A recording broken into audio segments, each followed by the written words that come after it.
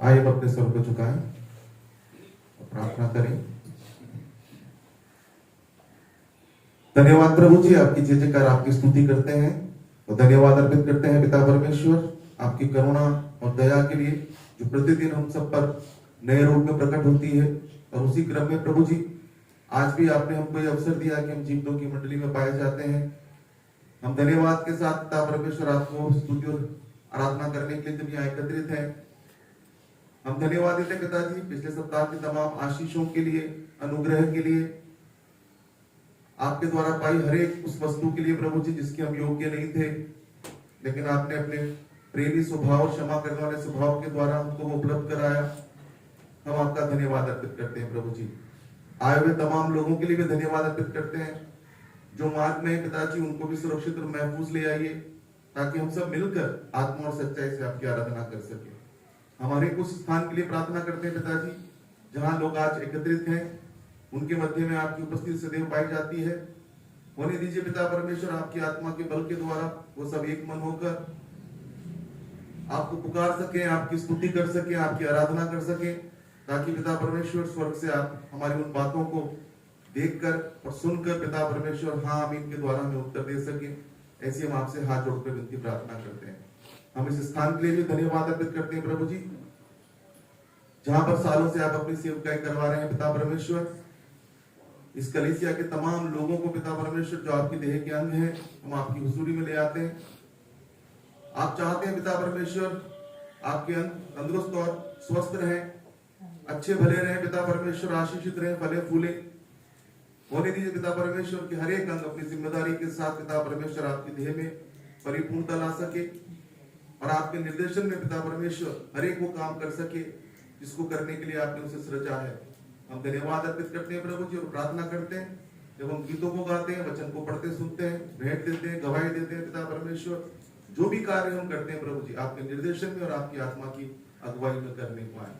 इस स्थान को, यहाँ के वातावरण को, यहाँ के सारे साजो सामान को, सबको पिता परमेश्वर आपके लहू में छुपा देते हैं। शुद्ध पवित्र करना और अपनी महिमा सेवा के लिए इस्तेमाल करना। सारा आदर इज्जत महिमा आपको मिले, हम घटे आप बढ़े।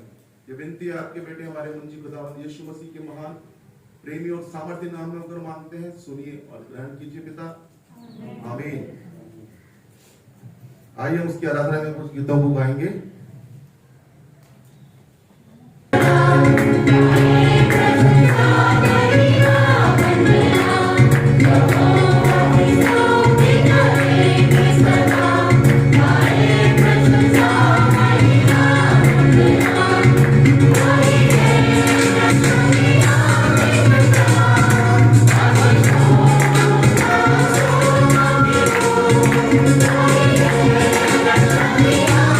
Yeah.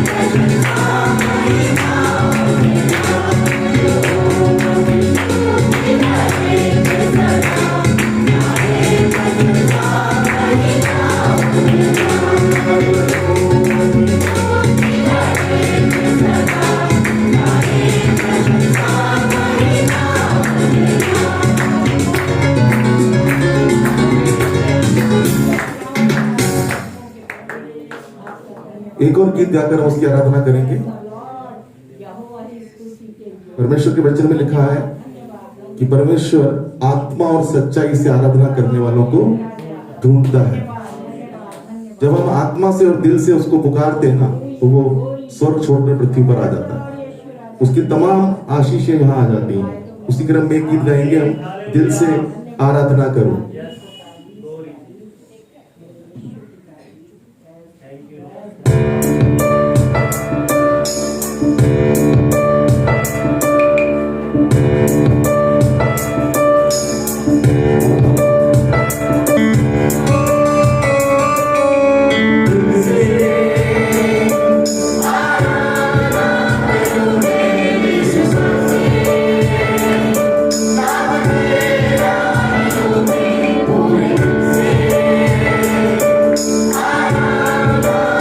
Amen.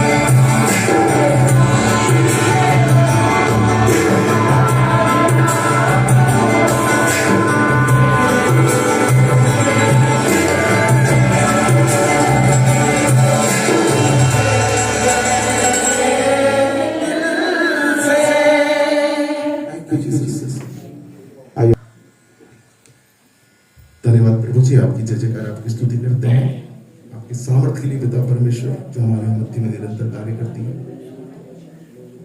आगे की इस आराधना पूरी आपके सानिध्य में किया चाहते हैं, आपके दर्शन में चाहते हैं प्रभु जी, सहायता करें, मदद करें। सारा आदर इज्जत महिमा आपको मिले। ये उनके आपके बेटे हमारे मुंजी पिता यीशु मसीह के नाम से मांगते हैं, सुनिए और कबूल कीजिए पिता, आमीन। और अभी समय की हम भजन संहिता से पढ़ेंगे, भजन संहिता 57 Psalms 57, इसको हम बारी बारी से पढ़ेंगे और इसको पढ़ने में अंजलि हमारी अगुवाई करेंगे। भजन संहिता 57 हम बारी बारी से पढ़ेंगे। पहला पद मैं पढ़ूं, दूसरा पद आप पढ़ेंगे और इस प्रकार हम लोग आखिरी आयत सब साथ मिलकर पढ़ेंगे। छुटकारे की प्रार्थना। हे परमेश्वर, मुझ पर अनुग्रह कर, मुझ पर अनुग्रह कर, क्योंकि मैं तेरा शरणागत हूँ, और जब तक ये विपत्तियां निकल न जाए तब तक मैं तेरे पंखों तले शरण लिए रहूंगा। मैं परम प्रधान परमेश्वर को पुकारूंगा, जो परमेश्वर मेरे सब सिद्ध करता है। परमेश्वर स्वर्ग से भेजकर मुझे बचा लेगा, जब मेरा निगलने वाला निंदा कर रहा हो। परमेश्वर अपनी करुणा और सच्चाई प्रकट करेगा। मेरा प्राण सिंहों के बीच है, मैं चलते हुए ऐसे मनुष्य के बीच में उनके दांत बरछी और तीर हैं और उनकी जीभ तेज तलवार है। हे परमेश्वर, तू स्वर्ग के ऊपर अति महान और तेजोमय है। तेरी महिमा सारी पृथ्वी के ऊपर फैल जाए। उन्होंने मेरे पैरों के लिए जाल लगाया और मेरा प्राण बचा जाता है। उन्होंने कहा है परंतु आप इसमें गिर पड़े। हे परमेश्वर, मेरा मन स्थिर है, मेरा मन स्थिर है। मैं गाऊंगा वरन भजन कीर्तन करूंगा। मेरी आत्मा जाग जा, मेरी सारंगी और वीणा जाग जाओ, मैं भी पौधे जाग उठूंगा। हे प्रभु, मैं देश देश के लोगों के बीच तेरा धन्यवाद करूंगा। मैं राज्य राज्य के लोगों के बीच में तेरा भजन गाऊंगा। क्योंकि तेरी करुणा स्वर्ग तक बड़ी है और तेरी सच्चाई आकाश मंदिर तक पहुंचती है। आखिरी आयत हम साथ मिलकर पढ़ेंगे। हे परमेश्वर, तू स्वर्ग के ऊपर अति महान है। तेरी महिमा सारी पृथ्वी के ऊपर फैल जाए। परमेश्वर अपने वचन से लेकर पढ़े सुने जाने पर आशीष दे। आमीन। तो बैठ सकते हैं। अभी समय है गवाही का। आप सब खड़े होकर परमेश्वर की महिमा के लिए उसका धन्यवाद और उसकी गवाही दे सकते हैं। आप सबका गवाही में स्वागत है।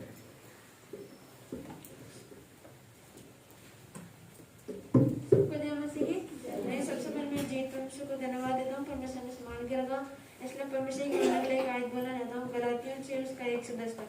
हे भाइयों, यदि कोई मनुष्य अपराध में पकड़ा भी जाए तो तुम जो आत्मिक हो नम्रता के साथ ऐसे को संभालो और अपने भी चौकसी रखो कि तुम भी परीक्षा में ना पड़ो। तुम एक दूसरे का भार उठाओ और इस प्रकार मसीह की व्यवस्था पूरी करो।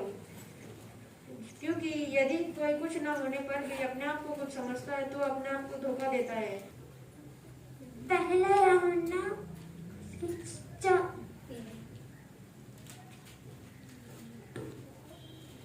इससे हम जानते हैं कि हम उसमें बने रहते हैं और वो हम में, क्योंकि उसने अपनी आत्मा में से हमें दिया है। हमने देख भी लिया और गवाही देते हैं कि पिता ने पुत्र को जगत का उद्धार करता करके भेजा है। जो कोई ये मान लेता है कि यीशु परमेश्वर का पुत्र है, परमेश्वर उसमें बना रहता है और वह परमेश्वर में। जो प्रेम परमेश्वर हमसे रखता है उसको हम जान गए हैं और हमें उसका विश्वास है। अभी समय है कि हम परमेश्वर के वचन को सुनेंगे और मैं रिक्वेस्ट करूंगा पास्टर अजीत से कि वो आए परमेश्वर के वचन को हमारी हृदय में रखें। आप सबको जय मसीह की। मेरे और मेरे परिवार की तरफ से आप सबको एक बार फिर नया साल मुबारक हो। परमेश्वर हम सबको अनुग्रह करे। आमीन। इस नए वर्ष में परमेश्वर हम सबको अनुग्रह करें, कृपा करें कि हम परमेश्वर के वचनों में और दृढ़ होते जाएं। प्रभु की महिमा को, प्रभु की योजना को, प्रभु के वचन को अपने भीतर और स्थिरता से लेने पाए। आमीन। आइए हम प्रार्थना करें। हमारे पिता, हम आपका धन्यवाद करते हैं इस सुंदर दिन के लिए। प्रभु एक बार फिर आपकी सानिध्य में आते हैं पिता।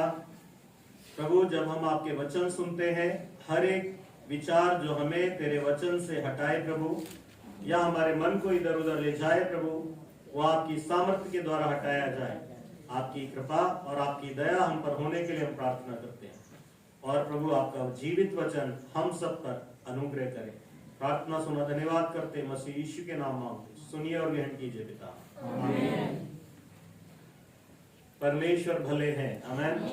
हालेलुया। प्रभु की सामर्थ्य महान है। हालेलुया। प्रभु की कृपा महान है। आमीन। जो बातें आप लोगों के जीवन में, मेरे जीवन में पिछले बार नहीं हो पाई या उन आशीष को हमने नहीं देखा, प्रभु इस साल में हम सबको आशीष करें। आमीन। हालेलुया। वो बातें जो नहीं हो पाई पूरी, परमेश्वर इन सालों में पूरी करेंगे। आमीन। हालेलुया। विश्वास करें, प्रभु के अनुग्रह, प्रभु की कृपा में निरंतर बढ़ते रहें। परमेश्वर का वचन जब भी हमारे पास आता है, हमारे को बदलता है, हमारे को नया बनाता है। आमीन। हालेलुया। हम पढ़ेंगे भजन संहिता 119 उसकी 4 आयत। भजन संहिता 119 उसकी 4 आयत।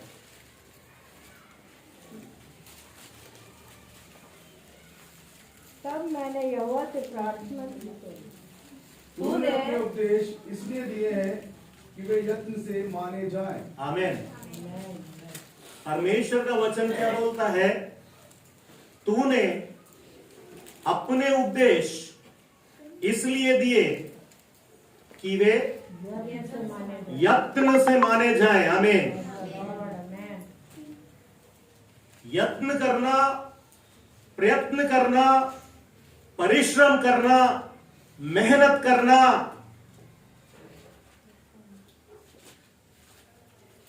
कि क्या हो, हम हर बात में मेहनत करते हैं, हर बात में परिश्रम करते हैं, हमारी शक्ति नहीं होती, तब भी हम किसी कार्य को जो संसार में हमारे लिए दिया गया करने का प्रयत्न करते हैं, उसको जब तक खत्म नहीं कर लेते हमारा दिमाग में वो बातें घूमती रहती है। मैंने कपड़े अभी यार मेरे कपड़े इतने सारे हो रहे हैं, इसको मुझे काम को खत्म करना है, मेरा ये काम है, मुझे ये काम खत्म करना है। सारे काम, सारा परिश्रम, सारी बातें मुझे स्मरण रहती हैं, लेकिन प्रभु का वचन क्या बोलता है? तूने अपने उपदेश, तेरी शिक्षाएं जो मैंने पाई है, जो परमेश्वर ने दी है, वो इसलिए दी है कि क्या हो, यत्न से क्या हो, वो मानी जाए। यत्न करना पड़ेगा हमें उन्हें पूरा करने के लिए। आमीन। यत्न यानी त्याग करना पड़ेगा आपको उनको पूरा करने के लिए, परिश्रम करना पड़ेगा आपको वचन पूरा करने के लिए, आपको अपनी अभिलाषा को काटना पड़ेगा परमेश्वर के वचन को पूरा करने के लिए, आपको स्थिर रहने के लिए आपकी हर एक भावना को छोड़ना पड़ेगा परमेश्वर के वचन को पूरा करने के लिए। आमीन। परमेश्वर ने इसलिए नहीं दिए कि हम सुन के भूल जाएं, परमेश्वर ने इसलिए नहीं दिए कि हम उनको हवा में उड़ा दें, लेकिन परमेश्वर का जीवित वचन बोलता है, मैंने अपने वचन इसलिए दिए कि वे यत्न से माने जाए। तुम्हें यत्न करना पड़ेगा। आमीन। तुम आसानी से मान नहीं पाओगे उनको, तुम्हारे को आसानी से इनको पालन करने में ये नहीं हो पाएगा, लेकिन इसके लिए यत्न करना पड़ेगा। आमीन। हालेलुया। आपको वचन पढ़ने के लिए भी यत्न करना पड़ेगा, समय अलग करना पड़ेगा, संसार से अलग हटना पड़ेगा, आपको परिवार से अलग हटना पड़ेगा आपको वचन के लिए। ऐसे ही आप नहीं पढ़ देंगे इसको, ऐसे ही अमल नहीं हो जाएगा इसके ऊपर। परमेश्वर का वचन बोलता है, मैंने अपने उपदेश इसलिए दिए कि वे यत्न से माने जाएं, छोड़े ना जाएं। आमीन। छोड़े ना जाएं, परंतु क्या हो, माने जाएं। जहां पर भी आपकी भावना, आपका मन, आपका शरीर कुछ भी गलत करता है, वो परमेश्वर के वचन को छोड़ता है, मानता नहीं है। या मेरा शरीर भी, मेरी भावनाएं भी जब परमेश्वर के वचन के अनुरूप नहीं होती, मैं परमेश्वर के वचन को छोड़ने लगता हूं और वो गिरने लगता है। परमेश्वर के वचन इसलिए दिए हैं कि वे यत्न से माने जाएं। आमीन। ऐसे हल्के में नहीं माने जाएंगे। ऐसे हल्के में कोई लेगा और सोचेगा मैं प्रतिज्ञाओं को पूरी कर दूंगा, नहीं होगा। मेरे कमिटमेंट, मेरे जो वाचाएं मैंने परमेश्वर से बांधी है, यदि मैं चाहूंगा हल्के में होके पूरी हो जाए, नहीं होगा, परिश्रम करना पड़ेगा। आमीन। और प्रभु का वचन बोलता है, मैंने अपने उपदेश इसलिए दिए कि वे यत्न से माने जाएं। आमीन। आपके घरों में माने जाएं, आपके व्यक्तिगत जीवन में माने जाएं, आपके पारिवारिक जीवन में माने जाएं, आप जहां पे काम करते हैं वहां माने जाएं। आपके हृदय में परमेश्वर के वचन स्थिर रहे और वो आपके कदम कदम पे पूरे किए जाएं। आमीन। परमेश्वर यूसुफ के संग संग रहा, क्योंकि वो वचन के संग संग रहा, वो वचन को, प्रतिज्ञाओं को जो यहोवा ने दी, पूरा करा। आमीन। हालेलुया। आपने यदि ये वाचा परमेश्वर से बांधी कि मैं एक अध्याय पढ़ूंगा, मैं आपसे कहता हूं वो भी यत्न के साथ पूरा कर पाएंगे। अगर हल्के में ले ली, आप एक अध्याय भी नहीं पढ़ पाएंगे। प्रतिदिन आप नियमित रूप से बाइबल भी नहीं पढ़ पाएंगे यदि आप यत्न नहीं करेंगे। आमीन। नहीं कर सकते। अगर हल्के में ले लिया नहीं कर पाएंगे, दृढ़ कर लिया तो उजाले की सब सो जाएंगे, लेकिन एक बत्ती जलेगी जिसके नीचे पवित्र शास्त्र होगा। आमीन।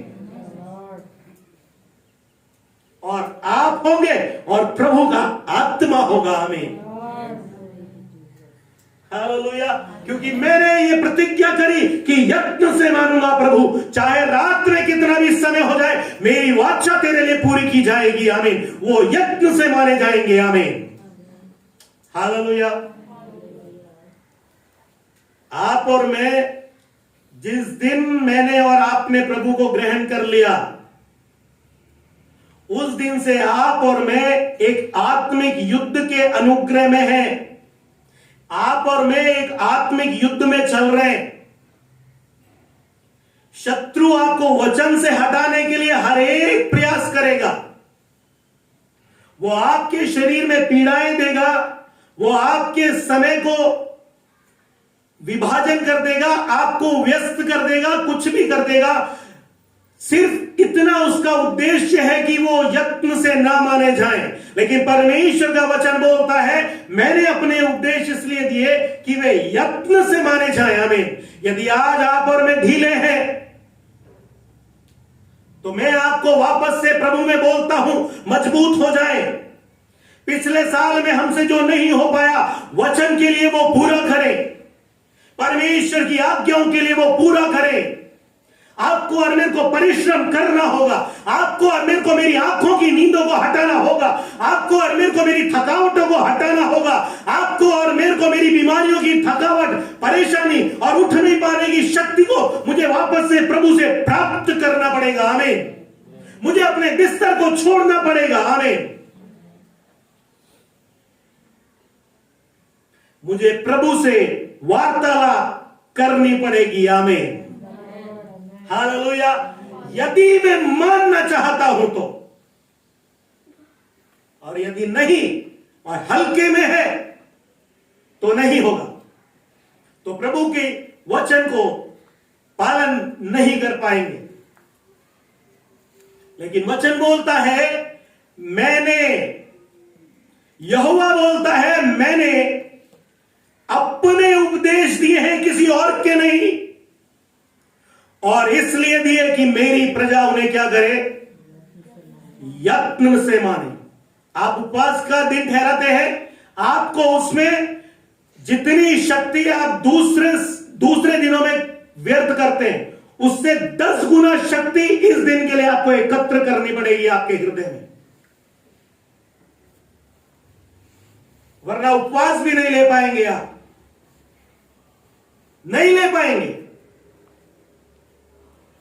जितनी शक्ति और जितनी सामर्थ्य दूसरे दिनों में थी, मैं आपसे कहता हूं, जो आपका उपवास का दिन हो, उसके लिए प्रतिदिन प्रार्थना करें, परमेश्वर उस दिन मुझे विशेष शक्ति देना कि तेरे उपवास रख सकूं। देख लीजिएगा, आपको विशेष सामर्थ्य चाहिए होगी उस दिन।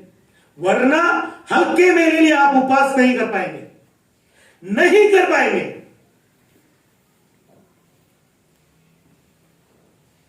और हम जब नहीं कर पाते तो हम एक प्रार्थना करते हैं, प्रभु क्षमा कीजिए, नहीं हो पाया। प्रभु क्षमा करे, मैं आज तेरा अध्याय नहीं पढ़ पाया।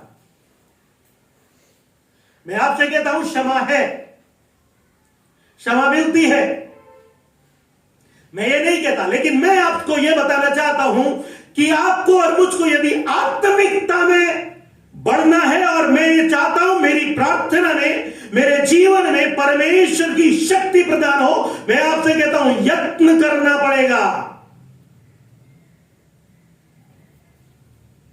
क्षमा कर प्रभु नहीं हो पाया है, क्षमा है, अनुग्रह है, ग्रेस है, कृपा है, कुछ नहीं होगा आपको। लेकिन आत्मिक उन्नति का स्तर नहीं बढ़ पाएगा। यहोवा परमेश्वर बोलता है, मैंने अपने उपदेश इसलिए दिए कि वे यत्न से माने जाएं, परिश्रम से माने जाएंगे। वो आपको और मुझको परिश्रम करना पड़ेगा। जो प्रतिज्ञाएं और जो वाचाएं और जो कमिटमेंट में परमेश्वर के साथ करता हूं, उन्हें करने के लिए मुझे यत्न करना पड़ेगा। आमीन। मुझे उस दिन को प्रार्थना के घेरे में लाना होगा। मुझे उन बातों को जो मैंने प्रतिज्ञाएं कर ली, हम प्रतिज्ञा कर लेते हैं, प्रभु मैं पढ़ूंगा 2 अध्याय, प्रभु मैं पढ़ूंगा 1 अध्याय, प्रभु मैं इस वर्ष बाइबल खत्म करूंगा। लेकिन मैं आपसे बोल दूं, आपको उन बातों के लिए प्रतिदिन विश्वास योग्यता के साथ प्रार्थना करनी पड़ेगी। प्रभु मैंने जो ये कमिटमेंट कर लिया, प्रभु मैंने जो ये वाचा बांध ली कि मैं इस साल में तेरे वचन को खत्म करूंगा, प्रभु प्रतिदिन मुझे ये प्रार्थना करनी है, प्रभु ऐसा करने के लिए मुझे शक्ति दे। आप जानते हैं आपको प्रभु की शक्ति कब महसूस होएगी कि प्रभु आपको शक्ति दे रहा है? जब आप आपकी प्रतिज्ञा के लिए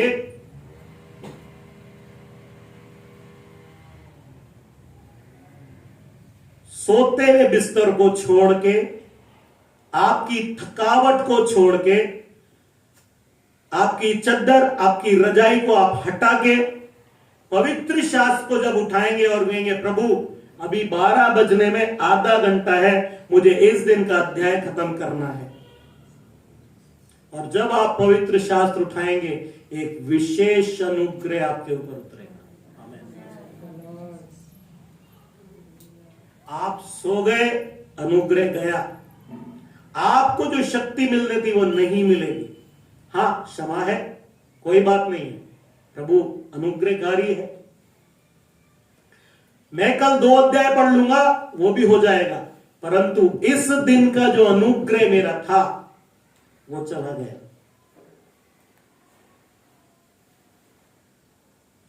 परमेश्वर ने अपने वचन इसलिए दिए कि वे यत्न से माने जाएं। आपको और मेरे को मानने के लिए यत्न करना पड़ेगा, प्रयत्न करना पड़ेगा कि ये पूरे किए जाएं। आमीन, हालेलुया।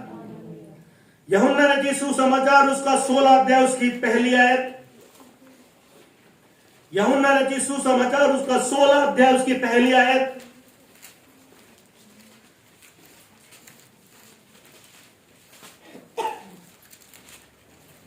ये बातें मैंने तुमसे इसलिए कही कि तुम ठोकर ना खाओ। ये बातें मैंने तुमसे इसलिए कही,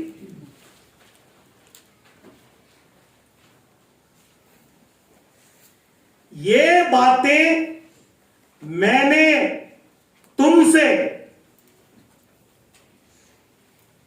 इसलिए कही कि तुम ठोकर ना खाओ। आमीन।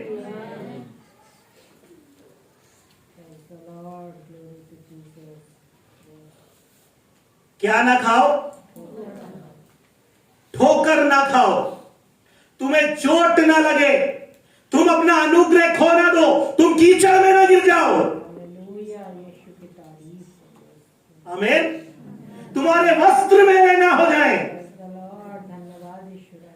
तुम्हारे हाथ मेले ना हो जाए, तुम्हारा दिमाग मेला ना हो जाए, तुम्हारा हृदय मेला ना हो जाए, तुम पाप में ना गिरो, क्योंकि ऐसी ठोकर लगेगी कि यूसुफ खड्डे में जाके पड़ जाएगा। परंतु यदि परमेश्वर संग संग चलेगा तो उस खड्डे से निकालेगा। हमें मैंने अपने उपदेश इसलिए दिए कि वे यत्न से माने जाए। मैं तुमसे ये बातें इसलिए कहता हूं कि तुम ठोकर ना खाओ। हमें हालेलुया। आपको ठोकर खिलाने के लिए शत्रु आपके पीछे है कि आप यहोवा का वचन छोड़ दें, कि आप प्रभु की आज्ञाएं छोड़ दें। आपको थकावट, अति थकावट आ रही है, उस थकावट में आप निंद्रा में चले जाएं। आपने जिस दिन उपवास रखा उसी दिन आपका सर दुखने लगे, उसी दिन आपका पेट दुखने लगे, उसी दिन आपको चक्कर आने लगे। लेकिन मैं आपसे बोलता हूं, यहोवा आपको नहीं छोड़ेगा। हमें आपकी विश्वास योग्यता के अनुसार यहोवा आपको शक्ति देगा। हमें और वो शक्ति कब आपको महसूस होगी? जब आप उसका वचन यत्न से मानने का प्रयत्न करेंगे। आमीन, हालेलुया। मैंने ये बातें तुमसे इसलिए कही कि तुम ठोकर ना खाओ। जिस दिन उपवास था उसी दिन पड़ोसी के घर में जन्मदिन होना है। जिस दिन उपवास होना है उसी दिन मेरे घर में मेरे ही परिवार वाले अच्छे भोजन बनाना जरूरी है। कोई बात नहीं यदि मेरे ही परिवार ने अच्छा भोजन भी मेरे परिवार के लिए बनाया है, परंतु मेरा जो विश्वास योग्यता है वो यत्न से मानी जाएगी। आमीन। मैं ठोकर ना खा जाऊं। हालेलुया। तब परमेश्वर का अनुग्रह मेरे जीवन में धीरे धीरे भरना शुरू होगा। धीरे धीरे भरना शुरू होगा। वरना जैसा मेरा 2020 था वैसा ही मेरा 2021 है। कोई परिवर्तन नहीं होगा क्योंकि मैं परिवर्तन नहीं हुआ। आमीन। मेरी प्रार्थनाओं में परिवर्तन नहीं आया, मेरे वचन की लगन में कोई परिवर्तन नहीं आया, मैंने कुछ परमेश्वर से सीखने का प्रयत्न नहीं किया, मैंने वचन को मानने का प्रयत्न नहीं किया। और यहोवा बोलता है मैंने अपने वचन इसलिए दिए कि वे यत्न से माने जाएं। मैं ये बातें तुमसे इसलिए कहता हूं कि तुम ठोकर ना खाओ, चाहे संसार के किसी भी कोने में तुम अकेले क्यों ना चले जाओ।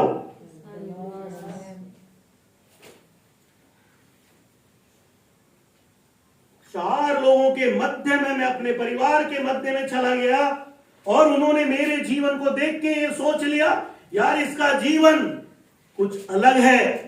मैं आपसे कहता हूं वो आपका यत्न होगा तभी वहां पर वो परिवर्तन या वो महसूस करेंगे। आमीन।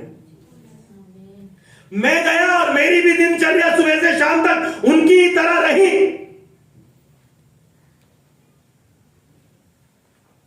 मैंने वचन के लिए प्रयत्न नहीं किया और मैं भी उन्हीं के समान हो गया। कुछ बदलावट नहीं है। प्रभु क्षमा करें, आज नहीं हो पा रहा। क्यों क्षमा करें? क्यों मैं मांगू क्षमा? अभी आधा घंटा हैगा यह दिन खत्म होने में।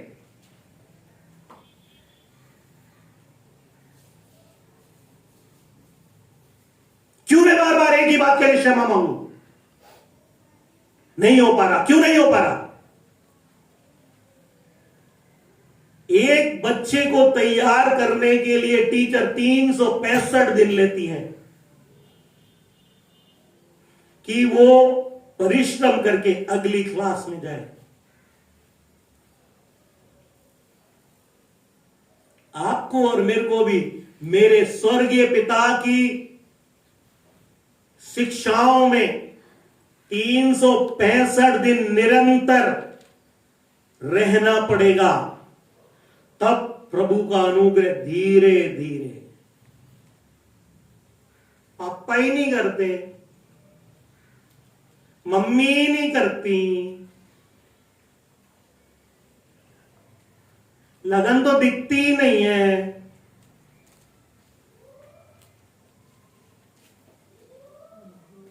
मैंने कभी मम्मी को ही नहीं देखा, मैंने कभी पापा को ही नहीं देखा कि पापा ने कभी बोला हो कि बेटा इस वर्ष तुझे और इतने दिन में तुझे नया नियम खत्म करना है। कभी पापा ने तो बोला ही नहीं। बच्चे को बोलो नया नियम, तो वो बोलता है नया नियम क्या है? परमेश्वर का वचन बोलता है ये बातें मैं तुमसे इसलिए कहता हूं कि तुम ठोकर ना खाओ। हालेलुया। चाहे संसार के किसी भी कोने में तुम चले जाओ। आमीन। हालेलुया। संसार ठोकर खाएगा, परंतु आप यदि वचन में और हम यदि वचन में और प्रार्थना में स्थिर हैं, जो प्रतिज्ञाएं मैंने प्रभु से करी हैं, जो वाचाएं मैंने प्रभु से बांधी हैं, उसके लिए अभी समय है। आमीन। हालेलुया। कुलुस्सियों की पत्री उसका 3 अध्याय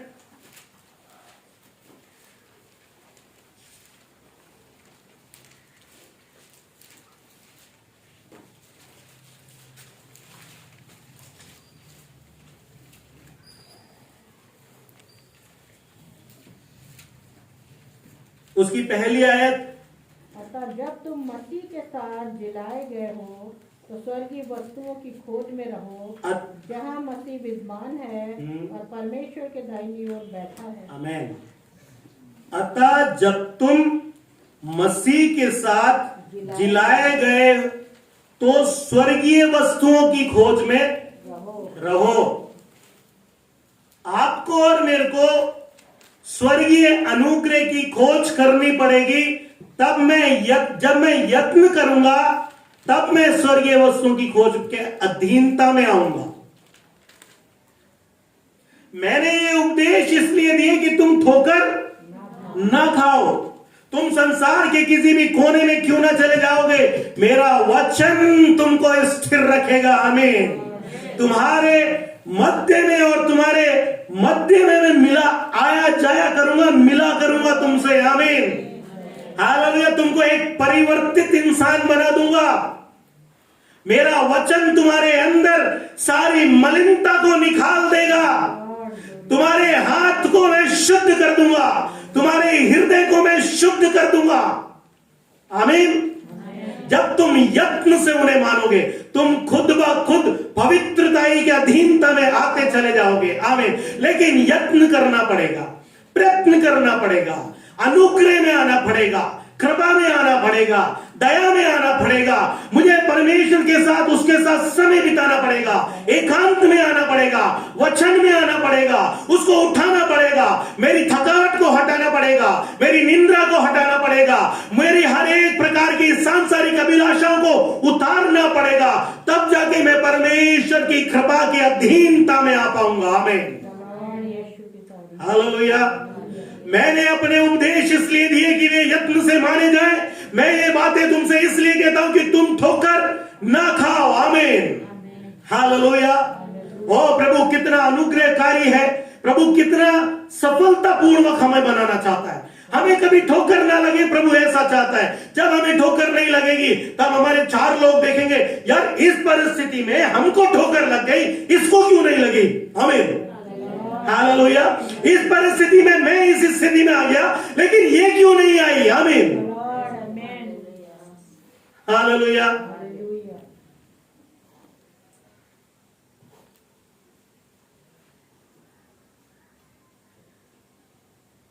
मैंने अपने उपदेश इसलिए दिए कि वे यत्न से माने जाएं, आपके व्यक्तिगत जीवन में माने जाएं, हमारे व्यक्तिगत जीवन में माने जाएं, माने जाएं, भूले ना जाएं, छोड़े ना जाएं, त्याग ना किया जाए उनका।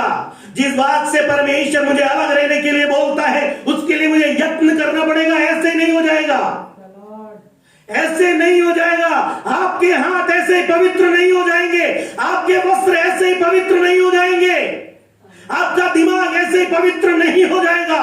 संसार में अथाह पाप है, और इन दिनों में संसार, वचन बोलता है, शैतान अपनी पूरी शक्ति के साथ गिरा दिया गया है।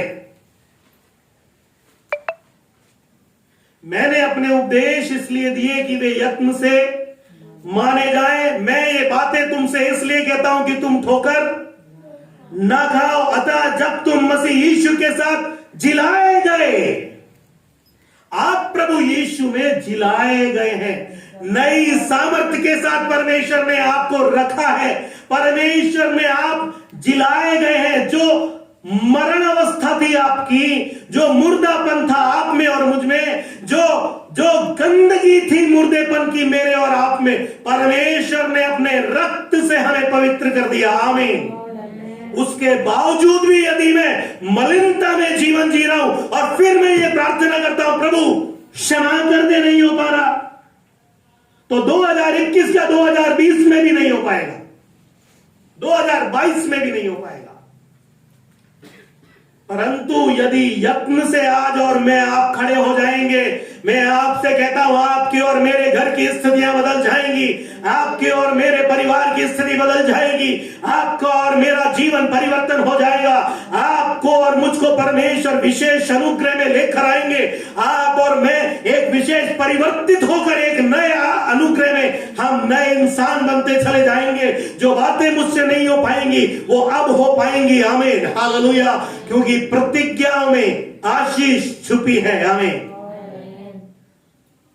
हालेलुया।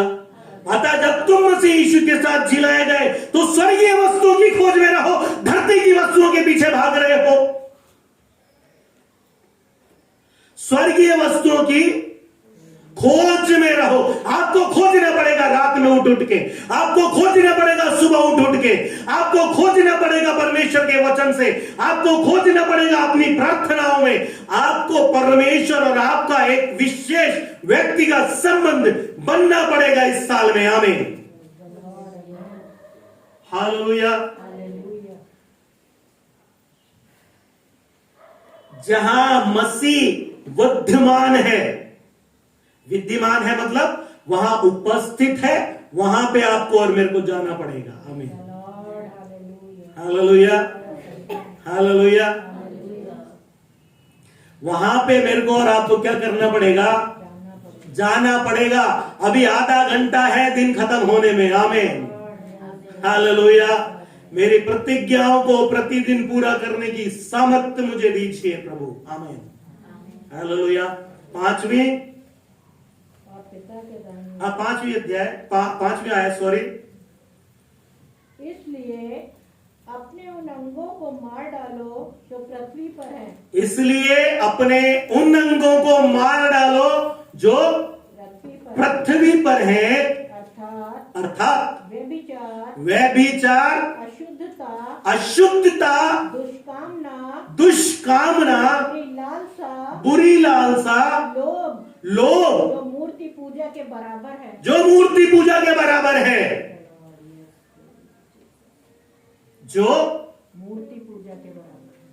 परमेश्वर के दास ने बोला था यहोवा की आराधना करो और उसको छोड़ के किसी और को दंडवत मत करो।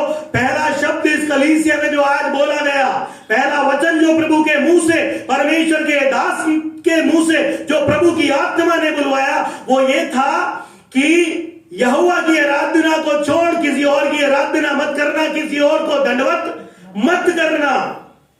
परंतु जब मैं एक रोटी या एक मीट के टुकड़े का भी लालच कर देता हूं, मैं इस मूर्ति को जाकर दंडवत कर देता हूं, हालांकि मुझे लगता नहीं है कि मैंने दंडवत किया।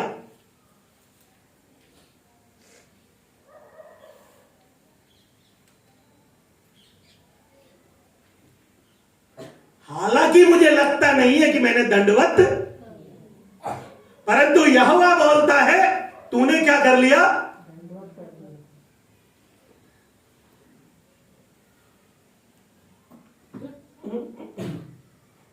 ये वाला नहीं, ये वाला, ये वाला उसके लिए। लालच मूर्ति पूजा के बराबर। 1 रुपये का, 100 रुपये का, 10 रुपये का, जमीन का, जायदाद का, किसी का भी लालच, मूर्ति पूजा। आपके और मेरे ऊपर अनुग्रह और सामर्थ्य, जिस बात की हम प्रतिज्ञाएं करते हैं या दूसरे लोगों को बोलते हैं प्रभु सामर्थ्य के साथ प्रकट करेगा आपके जीवन में, प्रकट नहीं हो पाएगा। प्रकट इसलिए अपने उन अंगों को मार डालो कि इसलिए, किस लिए?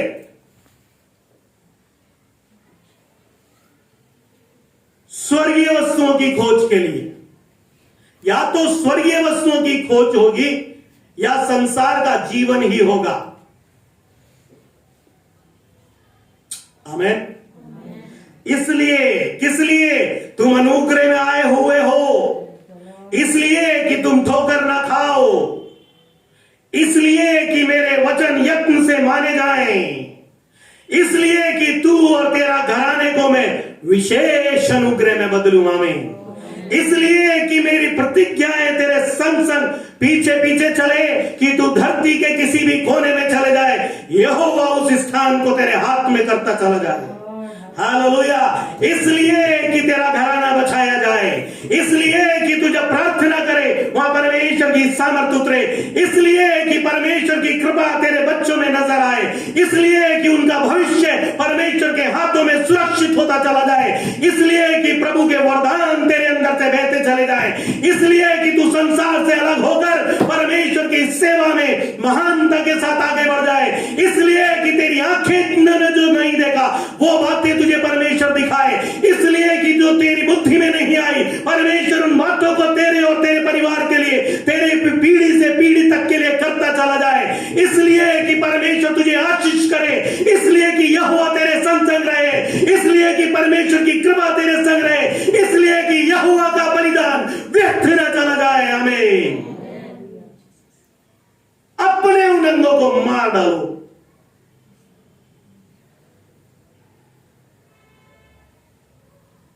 Hallelujah, hallelujah, hallelujah. मैंने ये बातें तुमसे इसलिए कही, इस दरवाजे से निकलकर तुम ठोकर ना खाओ। Hallelujah, hallelujah. हम करते नहीं है, लेकिन दूसरी तरीके से करते हैं। यहोवा की आशीष एक अलग है, प्रभु की कृपा एक अलग है। आमीन। इसलिए अपने उन अंगों को मार डालो जो तुम्हें ठोकर, मैंने ये वचन तुम्हें इसलिए दे कि तुम ठोकर ना खाओ। परमेश्वर इन वचनों से हमें आशीष करें।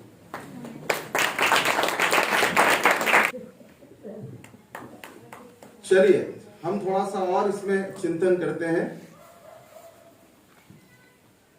यत्न, उपदेश, दो बातें इसके अंदर हमने देखी, और यत्न का जो संबंध है, यत्न मतलब कोशिश करना, प्रयास करना, उसके लिए परिश्रम करना, है ना। इसका जो संबंध है वो आपका स्वयं का ही है, मेरा नहीं है। यदि मैं किसी चीज के लिए यत्न नहीं करना चाह रहा, परिश्रम नहीं करना चाह रहा, तो पास्टर जोगी मुझसे नहीं करा सकते। समझ में आ गई बात?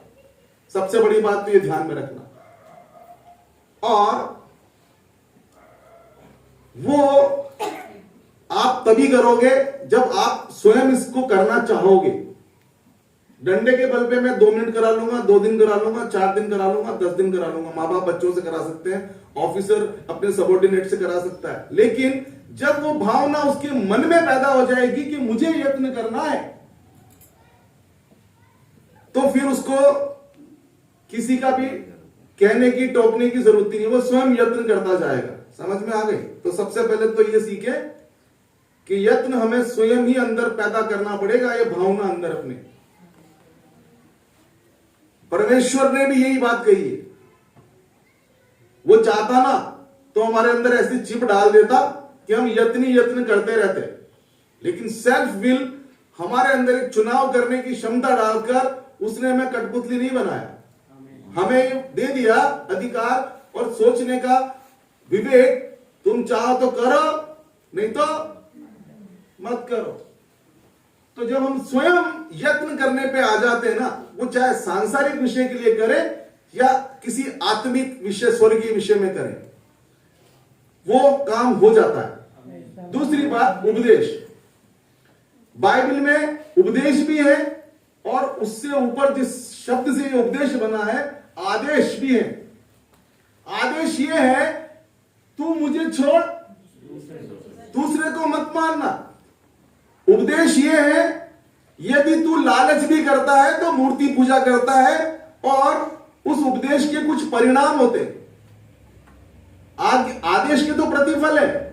आदेश दे दिया, वो तो पूरे करने ही करने हैं, मानने, ऑर्डर से वो जो 10 आज्ञाएं दे दी या प्रभु ने जहां जहां भी आज्ञा दी है। लेकिन उपदेश के अंदर एक चॉइस आपको देता है, मान तो मान, नहीं तो मत मान। मानेगा तो इसके परिणाम ये होंगे, और नहीं मानेगा उसके भी परिणाम है, लेकिन वो भिन्न होंगे। समझ में आ गई? आदेश भी है, उपदेश भी है। प्रभु यीशु मसीह ने उपदेश दिए, यहोवा परमेश्वर ने आदेश दिए। प्रभु यीशु मसीह ने एक ही महान आदेश दिया, जाओ मेरे नाम से ये करो। लेकिन उपदेश बहुत सारे दिए, यदि तू ऐसा करता है तो ऐसा होगा, ऐसा नहीं करता है तो ऐसा होगा। समझ में आ रही है बात?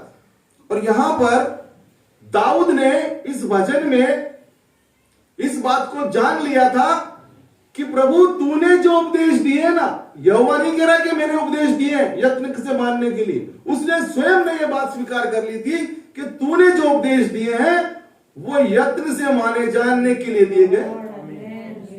और वो यत्न से जब उसने दाऊद ने माना, उसकी पीढ़ियों ने माना, उसके परिणाम हमारे सामने।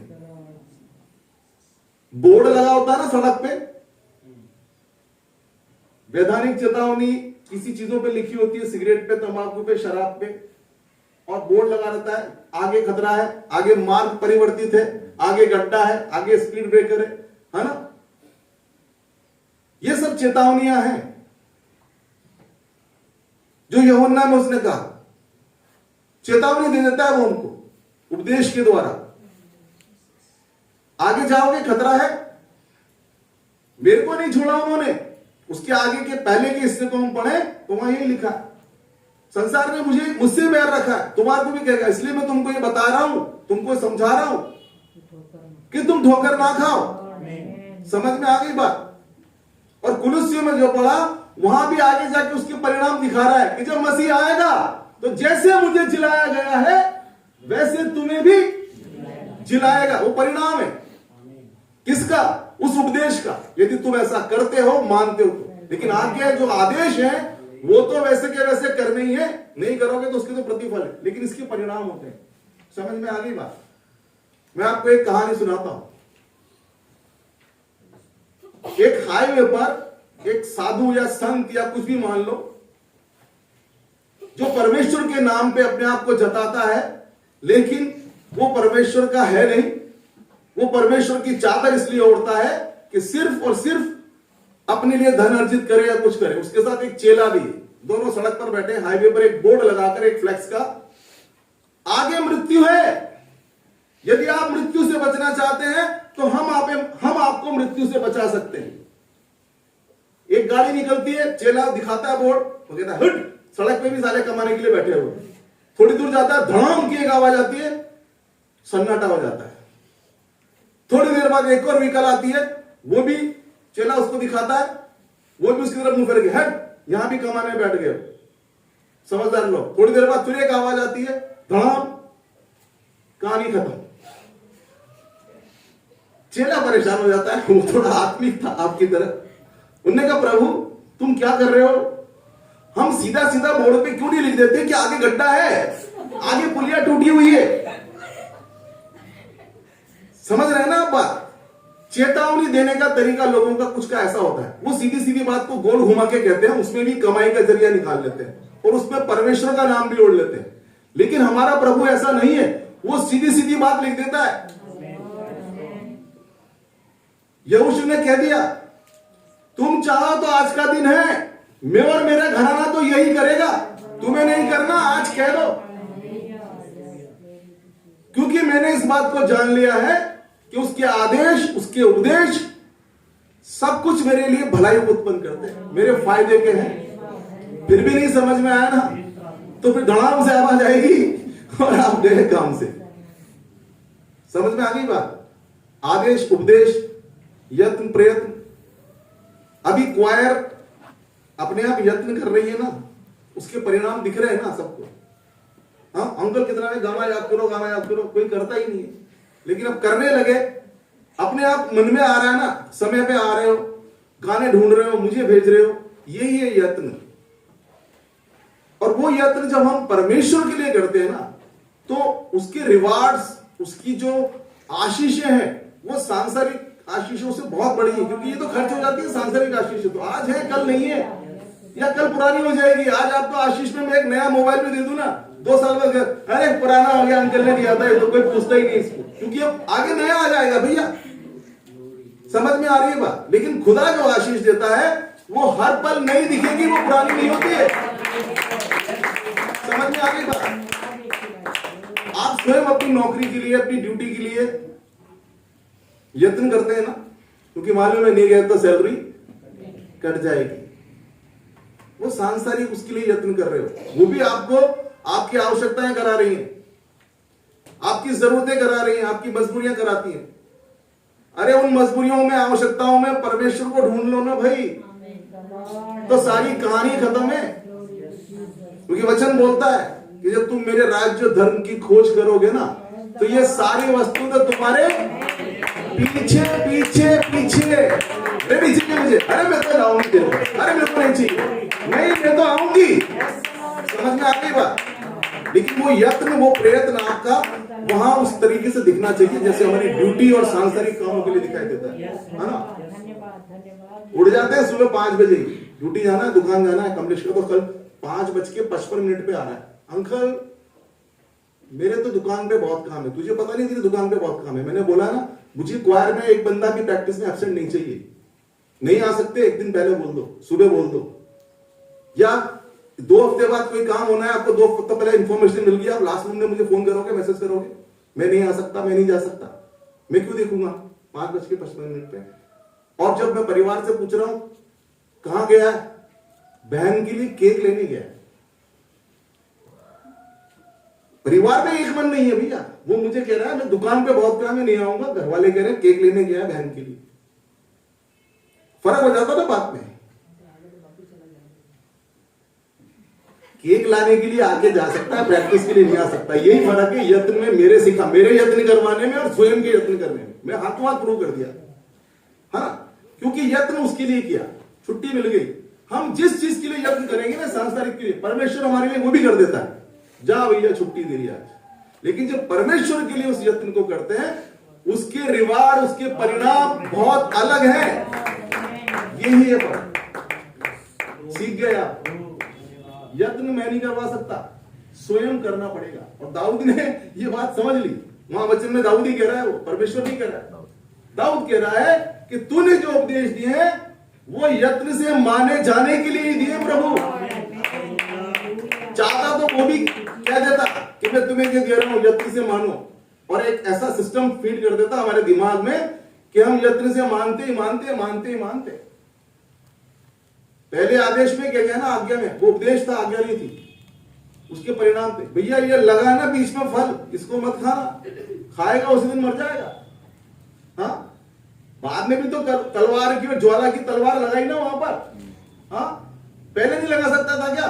उस समय ज्वाला, मेरी तलवार कहीं और गई थी, किसी दूसरे की रक्षा करने के लिए नहीं, वही थी, उसी के पास थी। लेकिन वो चाहता था कि ये यत्न करता है कि नहीं करता है मेरी इस बात को मानने के लिए। समझ में आ गया? यत्न, प्रयत्न, उपदेश और आदेश दोनों प्रभु इन वचनों के द्वारा आशीष दे। आमीन। आइए हम प्रार्थना करें। धन्यवाद प्रभु जी, आपकी जय जयकार, आपकी स्तुति करते हैं। आप बहुत सीधाई से पिता परमेश्वर अपने वचनों को बोलते हैं, लिखते हैं, और चाहते हैं उसी सीधाई से, उसी परिप्रेक्ष्य में पिता परमेश्वर उनको हम समझें। होने दीजिए पिता परमेश्वर, आपके वचनों की समझ हम सबको प्रतिदिन मिलती जाए, हम उसमें बढ़ते जाएं और उसको उसी प्रकार से सीखते जाएं पिता परमेश्वर, जैसे आप सिखाना चाहते हैं। आज के वचनों के लिए धन्यवाद। वास्तव में पिता परमेश्वर, जब हम आपके उपदेशों को मानते हैं, आपके आदेशों को मानते हैं, उसके परिणाम, उसके प्रतिफल हमको मिलते हैं। धन्यवाद प्रभु जी, आपकी ऐसी बातों के लिए प्रभु जी जो बिल्कुल स्पष्ट है, जिसमें कोई गोल गोल घुमाने वाली बात नहीं है प्रभु जी। वो आपने छुपा के कुछ नहीं रखा है पिताजी। हम आपका धन्यवाद करते हैं। आप स्पष्टता से सब कुछ बताते हैं, लिखते हैं पिता परमेश्वर, और कोई चीज अस्पष्ट भी है तो आत्मा के द्वारा उसको स्पष्ट कर देते हैं प्रभु जी। हम धन्यवाद अर्पित करते हैं। आगे की पूरी आराधना आपके सानिध्य में किया चाहते हैं। हर एक की सहायता करें, मदद करें। सारा आदर, इज्जत, महिमा आपको मिले। ये विनती आपके बेटे हमारे मुझे खुदावंद यीशु के नाम से मांगते हैं, सुनिए और ग्रहण कीजिए पिता। आमीन।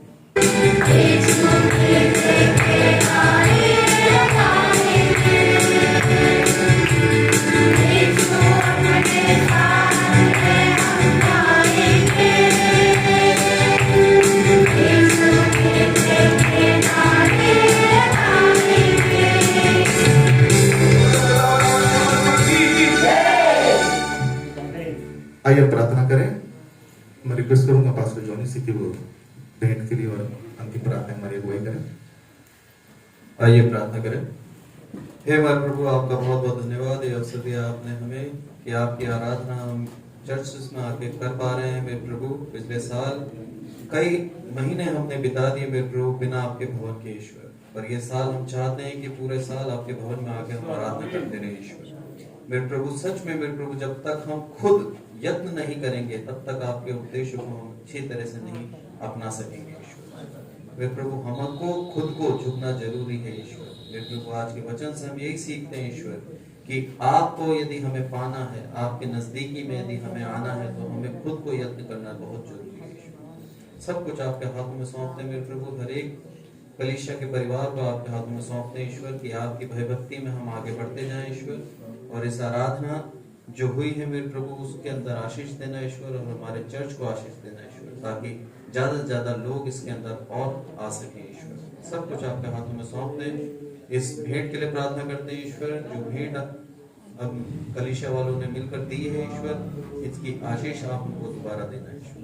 सब कुछ आपके हाथों में सौंपते हैं। ये जो भेंट ली गई है मेरे प्रभु, ये मेरे प्रभु आप ही के काम के लिए हम इसका इस्तेमाल कर सकें, और आप ही की महिमा हमारे इस चर्च से और होती रहे ईश्वर। प्रभु यीशु मसीह के नाम से मांगते हैं, आमीन। हमारे प्रभु यीशु मसीह का अनुग्रह, परमेश्वर पिता का प्रेम और पवित्र आत्मा की सहभागिता और संगति हम सबके साथ और संसार के प्रत्येक विश्वासी जन के साथ और विशेषकर इस मंडली के हर एक छोटे बड़े सदस्य के साथ अब से लेकर सर्वदा तक होती रहे, आमीन। प्रभु आप सबको आशीष दे।